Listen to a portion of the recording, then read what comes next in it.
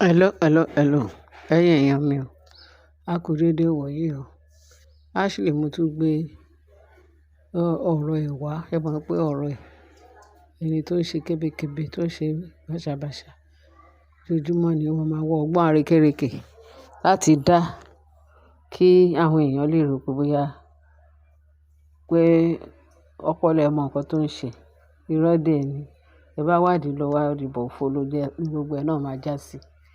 Wọ́n bá Ashley, wọ́n nígbà táwọn àtọmọdé, àtàgbà, àti youth, àti àwọn ìyá onífá, àti àwọn kìnìún, àwọn alàgbà gbogbo wọn pátápátá náà jókòó. Wọ́n gbọ́ ń pa Ashley. Wọ́n ní kí wọ́n fẹ́, wọ́n lè fẹ́ nínú ọ̀fẹ́ pé àfi tó bá kó kúrò láàfin. Ashley bá kó kúrò láàfin, òun ni àwọn àti Ashley ló lè rọgbọ fáwọn àti Ashley o. Tí ó bá jẹ́ bẹ́ẹ̀, pé wọ́n máa fi imú Ashley fọ́n fèrè o. Wọ́n ní wọ́n bá ní wọ́n ti rọ́ọ̀ṣẹ́ lọ sí hospital. Wọ́n ò ṣe ní rọ́ọ̀ṣẹ́ sí hospital nígbà tí hypertension ní olúwa bẹ́ẹ̀ yẹn. Èmi ò tiẹ̀ mọ irú ẹ̀mí tó ní. Àwọn tó ń ṣe tó bẹ́ẹ̀ yẹn, hypertension wọn ti mú wọn. Bàbá yìí ti sọ pé gbogbo oríkèrìndò tó ń búra mọ́ramù, tó ń wá iṣẹ́ ibi tó fẹ́ ṣe, tọ́lọ́run ò gbà fún un. Kò sí mi o. Wọ́n ní kò sí ìsinmi fún àwọn aṣebi. Kò sí ìsinmi fún wọn. Kìkì ìdààmú, kìkì ní wàhálà. Kìkì orí burúkú náà máa kébù sí ní àwọn oníṣẹ́ ibi yẹn. Bẹ́ẹ̀ ni. Wọ́n bá gbé lọ sí hospital, wọ́n ló wà nílé ìwòsàn níbi tó ń tọ́jú ẹ̀. Pẹ̀lú bó tún ṣe wà nílé ìwòsàn yẹn, bó ṣe ń dájí tó ń dákú. Wọ́n bá ní ṣe ló tún pe lọ́ọ̀yà ẹ̀ ní orí ìdùbúlẹ̀ àìsàn ní hospital. Pé kí lọ́ọ̀yà ẹ̀ kó tètè sáré wá bí lọ́ọ̀yà ṣe dé. Pé nígbà tí wọ́n ti ní kó ń kúrò ní ààfin, òun ò lè fọwọ́ òfo kúrò bẹ́ẹ̀ yẹn. Òun ò lè kàn sọ fún òun pé kó ń kúrò láàfin, kó òun náà kúrò. Òun ní ìdí nǹkan tó ń fẹ́ gbà lọ́wọ́ kábíyèsí. Lòun yìí ṣe ń parabulate ní ààfin. Ẹ má bínú. Ẹ jẹ́ mọ́ mi. Pé lòun yìí ṣe ló lọ tó ń bọ̀. Òun pèsè káàkiri ní ààfin. Pé tòun yóò hùn. Pé ṣùgbọ́n kí lọ́ọ̀yà òun kó bá òun fight. Pé òun fẹ́ gba $100 million lọ́dọ̀ kábíyèsí. Tí kábíyèsí bá ti san owó yẹn fún òun á kúrò láàfin fún òun. Pé òun fẹ́ bá kábíyèsí fa kínní kan ẹjọ́. Pé tí ó bá ti fún òun ní $100 million, òun ò níbi kankan lọ. Ní $100 million.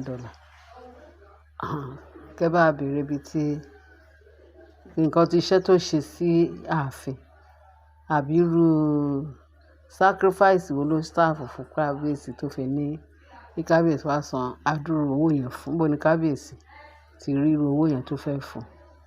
Ṣé mọ̀ pé gbogbo wọn ò ní iṣẹ́? Ìyẹn lẹ́mọ̀ fi mọ̀ pé ojú kòkòrò lè wọ̀bí lékí wọ̀bìà. Ó ní gbogbo wọn wá sí ààfin wá ṣe. Ṣé rí pé àṣírí wọn ti tú? Ó ti tú. Ó gbọdọ̀ máa tú nígbà gbogbo. Níbo ló sọ pé kẹ́ni ẹlẹ́ni ti rí 100? Òun kò wọ́n dẹ́dẹ́ ẹ̀ ni. Torí fún ní $100 million. Kó wá kó fún òun nìkan. Torí ẹ̀ ló ń ṣe wà. Ó fi pé òun lè fi yẹn fleeki kábíyèsí. Ọlọ́run ò tí ì ṣetán fún Ashley. Tọ́nà bá ready Ashley láàfin. So gẹ́gẹ́ bí nǹkan tí a ṣe gbọ́, a gbọ́ ní o. Internet space láti gbọ́ ló sọ yẹn fún wa o. Pé tí ó bá ti fún òun ní $100 million, òun ò níbi kan kúrò. Àwọn tó ń sọ fún òun pé kó ń kúrò láàfin, pé wọ́n kàn ṣe lásán ni pé òun kọ́ náà ń bá wí. Bẹ̀tí nígbà tó bá yá Ọlọ́run, ìbí Ọlọ́run yóò fún wọn lókun fà, kọ́ yìí máa fà, kọ́ máa fà pẹ̀lú iṣẹ́ ibi ni. Tó rán rò pé bóyá ogun wọn yẹn, òun ló mú wọn lára dá. Òun ló mú wọn lọ́kàn le, kọ́ máa ṣe èṣù. So wọ́n ní nǹkan tí ó ní kó òun, wọ́n ní nǹkan tó sọ fún lọ́ọ̀yà òun kó bá òun fáìlì out. Nítorí òun fẹ́ bá kábíyèsí fà. A ṣe àwọn pípù yẹn. Mo sọ pé wọ́n ní mission gbogbo pátá. Ó máa ṣe o. Naomi sọ pé òun ò ní fọkàn òun lẹ̀ fún anybody wọn. Tó rán máa padà nù. Ṣùgbọ́n tógo bá ń jẹ́ tọ́lọ́, wọ́n kàn try ni wọ́n lè pa. Tọ́lọ́run bá fún èèyàn ní tó bá fi ẹ̀mí èèyàn lé àwọn oníṣẹ́ ibi lọ́wọ́, ẹnikẹ́ni tó bá ti fi Ọlọ́run ò lè dá ẹni tiẹ̀ kó sọ pé òun fẹ́ fi tàràkà fún àwọn olóríkórí, àwọn olórí burúkú tó yẹ pé wọ́n mọ̀ tún yàtọ̀ sósì. Àfi kọ́ ṣà máa ṣe ibi. Kọ́ máa ṣe ibi tó ń rò pé bóyá Ọlọ́run ò rí wọn. Ká sì máa wò nínú ayé wọn. Má gbọ́ Ọlọ́run lọ́gà. Má dẹ̀ jọ yẹn wọn níṣu. Wọ́n ní nǹkan Ashley, nǹkan tó lọ sọ fún lọ́ọ̀yà pé kó lọ ṣe fún kábíyèsí, kó lọ fáìlì. Ẹ̀tí kábíyèsí ò tiẹ̀ tí ì fún lésì rẹ̀ tí kọ́ tá a gbọ́ nìyẹn. Ẹ rí i pé tọ́lọ́run bá ṣe tán pẹ̀lú wọn, kì í ṣe èèyàn ló máa sọ fún wọn kó tó sá lebélebé, kó tó sá kúrò láàfin. Bẹ́ẹ̀ ni, bó dẹ̀ ṣe máa rí pẹ̀lú ògùn tó ń jẹ tọ́lọ́run. Torí lágbára Ọlọ́run Naomi, lágbára inú kan tí kábíyèsí bá olúkálùkù wọn lò láàfin. Kábíyèsí ti tó fi ra ilẹ̀ fún wọn. Ó ti tó rẹ ilẹ̀ fún gbogbo wọn. Òun náà ṣe fẹ́ máa gun kábíyèsí gàrìgàrì. Tó bá jẹ́ immunity tí kábíyèsí ní, tí gbogbo èèyàn wá rí fún, táyé wá rí fún. Ẹ rò pé àwọn àwọn kéékèèké wọn. Wọ́n ń try níbẹ̀ tí wọ́n lè ìgbìyànjú lásán fún Ọlọ́run ní fún wọn ṣe. Ọlọ́run lè fún wọn ṣe. Bẹ̀tí wọ́n sáré nígbà tí wọ́n bá máa ṣubú dànù. Ojú wọn wá mú. Ìwọ́sì ni pé wọ́n pẹ̀lú ojú wọn ní ojú burúkú lára. Tí Ọlọ́run bá dé sí wọn báyìí, àbí tí Adéjàre lásán ló ń dé sí wọn ni wọ́n ń sá kólóbá.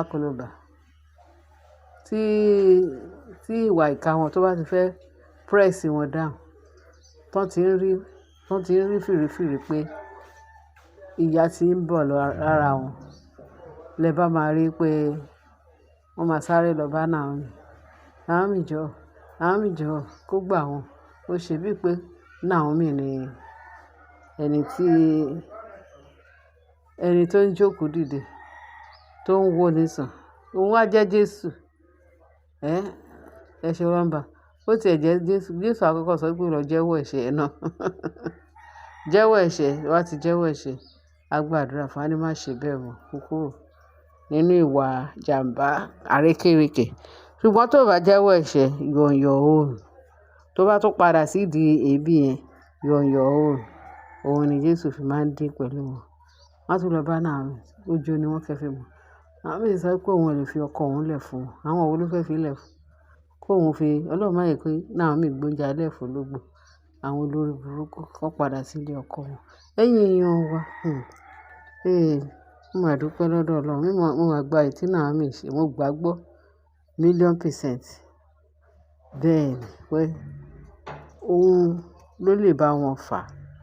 Kábíyèsí ti bá wọn fà títí wọ́n pe kábíyèsí ní ẹni tí ò mọ̀ ṣe. Ṣùgbọ́n Queen Naomi ló máa dùn wọ́n jù. Torí ìjà ẹbí náà máa jà.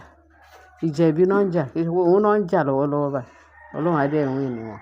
Naomi á dẹ̀ borí wọn lórúkọ Jésù Olúwa wa. Àmín. Ẹ ṣé ẹ̀yin èèyàn, ẹ bá mi share, ẹ bá mi like, ẹ dẹ̀ bá mi subscribe. Ẹ ṣé gan bẹ́ẹ̀ ṣe ń tẹ́tí sí wa. A kú ọdún, a kú ìyèdún, ẹ̀mí á ṣọ̀pẹ́. Lórúkọ Jésù Kristi Olúwa wa. Àmín.